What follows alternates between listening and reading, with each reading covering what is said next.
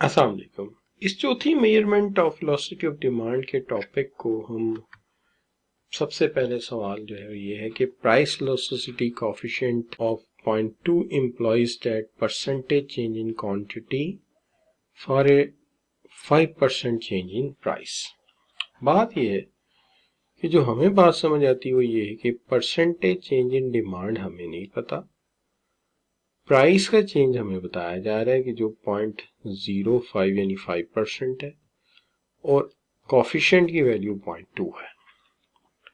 तो अगर ऐसा ही है तो परसेंटेज चेंज इन डिमांड निकालना तो कोई काम ही नहीं है।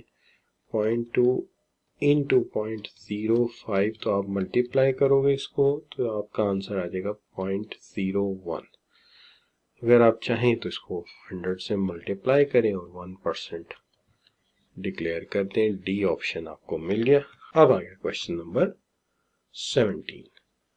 If the market price of a product is increased from 35 to 40 in response to quantity demanded decreases from 1400 to 1200 units, the value of price velocity of demand using point method of velocity। तो इन्होंने चूंकि particularly point method का तो हम point method ही इस्तेमाल करने के पाबंद है। तो हम लिख लेते हैं प्राइस थी 35 हो गई 40, क्वांटिटी डिमांडेड थी इसकी 1400 हो गई 1200। अब ये P1 है, ये P2 है, ये Q1 है, ये Q2 है।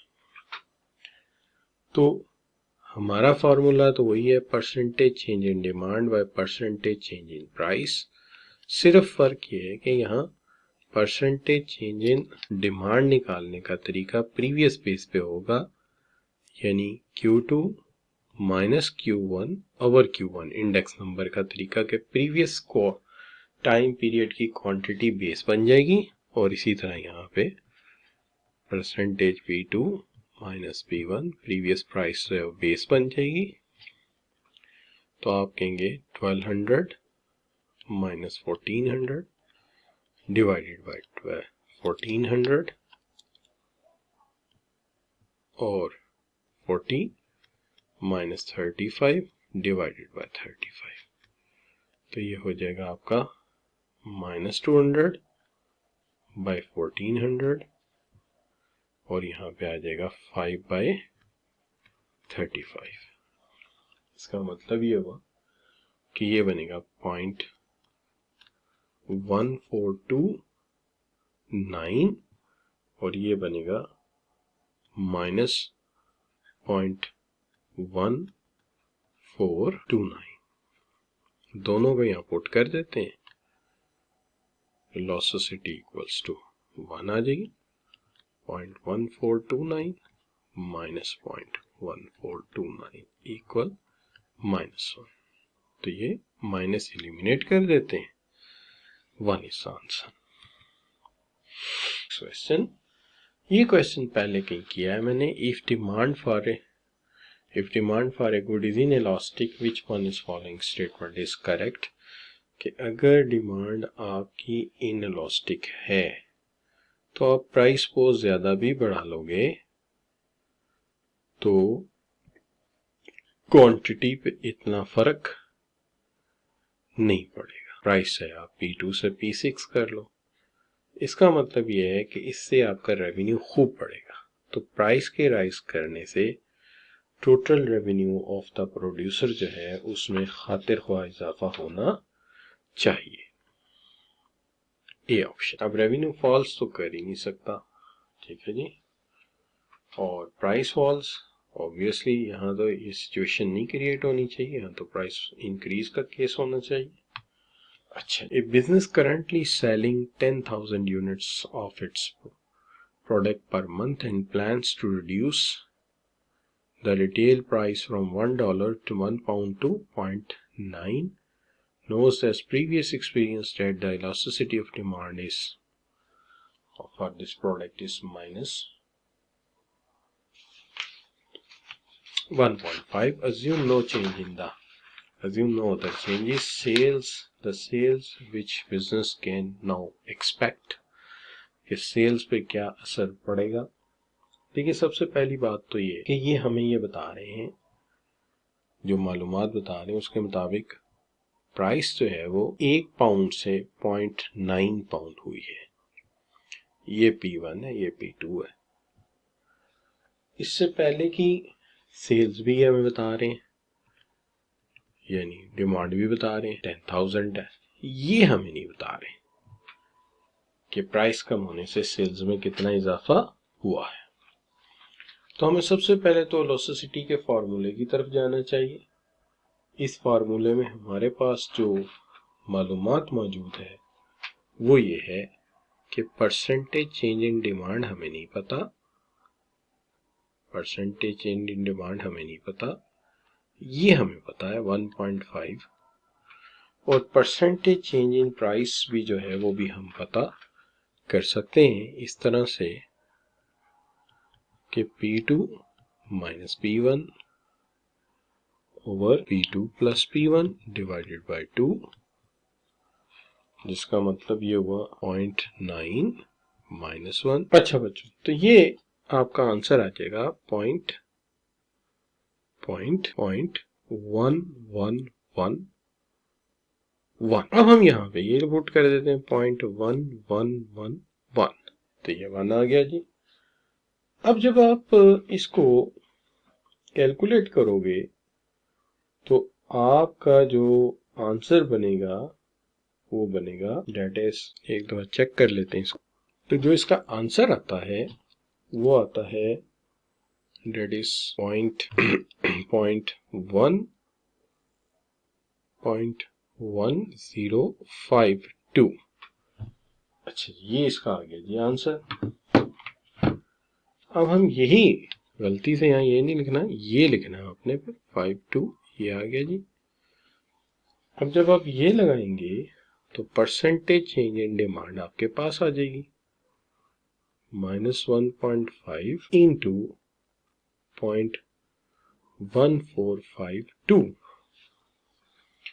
तो ये आ गया आपका 0.158 माइनस, और जब आप इसको मल्टीप्लाई करेंगे for the sake of calculating के क्या चेंज आया है डिमांड में प्रीवियस वाले वैल्यू से, तो ये आ जाएगा आपका 1000। तो जब हम इसको इस्तेमाल करेंगे यहाँ पे तो आपने इसको जो है वो एस्टिमेट करते वक्त इस चीज़ का ख्याल रखना है कि 10,000 प्रीवियस है हमारी डिमांड और 0.158 इस वक्त है, तो इसको मल्टीप्लाई करोगे तो ये आ जाएगा 1507.9.5। अब जाहिर बात है प्राइस कम हुई है और ये गुड भी क्या है, नॉर्मल है, तो इसका मतलब ये है कि इसकी डिमांड में इजाफा हुआ होगा। इसमें 10,000 ऐड कर देता हूँ तो ये आ जाएगा आपका 11,580, तो दिस इज 11,580। तो इससे अंदाजा होता है कि जो नियरेस्ट अबाउट वैल्यू आती है वो डी आती है। आपने ध्यान में ये रखना है कि प्राइस के कम होने पर डिमांड को बढ़ना है। उसकी वजह ये है कि ये negative sign for normal good होता है। पॉजिटिव साइन हो तो फिर रिस्की होता है कि प्राइस के बढ़ने पर डिमांड बढ़ रही है और प्राइस के कम होने पर डिमांड घट रही है, तो फिर ये इंफीरियर गुड है।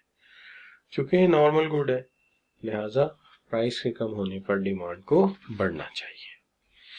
अब देखिए ये जो सवाल हमारे पास इस वक्त है, अब अगर हम इस सवाल को देखते हैं तो इस सवाल में जो इंटरेस्टिंग बात है वो ये है कि प्राइस जो है, the price of good is, आप ये कह रहे हैं कि it's 1.2% unit and annual demand is this. अगर इसकी प्राइस जो है वो $1.2 है और डिमांड इसकी जो है वो 800,000 है। Market search indicate that is increase in price of 10% per unit will result into annual demand for goods 70 fall in annual demand is 70,000। तो अगर 10% प्राइस में इजाफा हो 1.2 प्लस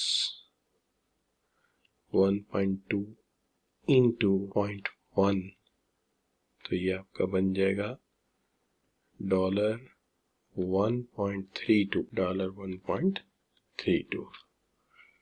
अब इससे जो यूनिट्स ऑफ डिमांड में फर्क पड़ेगा, फॉल करेंगे 70,000 फॉल का मतलब ये है कि ये बनेंगे आपके 7,30,000 क्योंकि फॉल करेंगे ना 70,000 फॉल करके तो ये बन जाएगा आपका P1, ये बन जाएगा P2, ये बन जाएगा Q1, ये बन जाएगा Q2।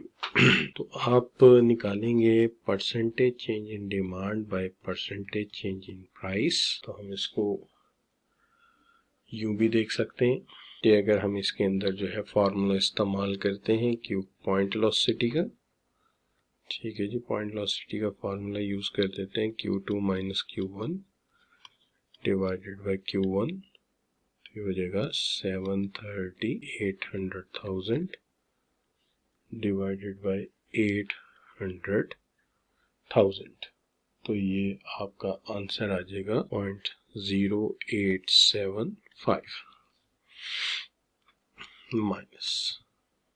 दूसरी तरफ हम ये कह चुके हैं कि प्राइस में जो चेंज आया है वो 10% है। अगर वो 10% है तो 0.1 ऊपर रख लिया जाए और प्रीवियस प्राइस आपकी 1.2 आ जाएगा 0.830833।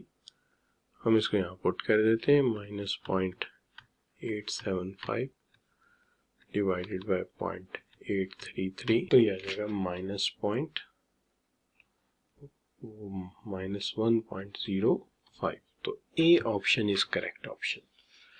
तो ए ऑप्शन इसका ऑप्शन होगा, डी नहीं होगा, डी गलत है। Question 21, a shop sells 100 shirts each month at price 20, यानी प्राइस है 20 shirts बिक रही हैं 100। when price is increase 24 हो गई, price $24, total sales rises by 14%।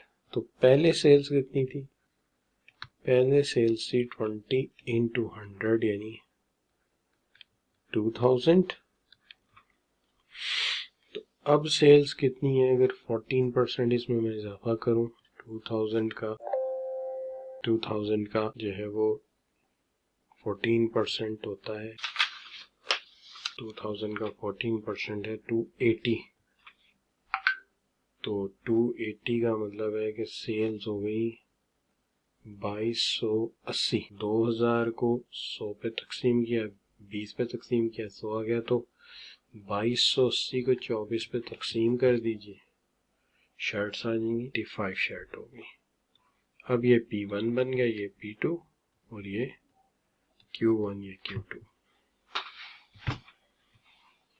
अब ये बन गया आपका सिंपल क्वेश्चन, आप इसको हल कर लीजिए। Percentage change in demand by percentage change in price, percentage change in demand is equal to Q2 minus Q1, Q2 plus Q1 divided by 2, percentage change in price P2 minus P1, ये आ जाएगा आपका 95 minus 100, 95 plus 100 divided by 2, 5 लिख लो ऊपर, 87.5, ये आ गया -0.3 और -20, 24 plus 20 divided by 2, तो ये आ जाएगा आपका 221818। तो दिस विल बी 0.318 minus 282 जो इस ग्रुप में फॉल करेगा तो B will be the correct option. Hope आपको यहाँ तक समझ आई होगी। Thank you very much for joining. Allah.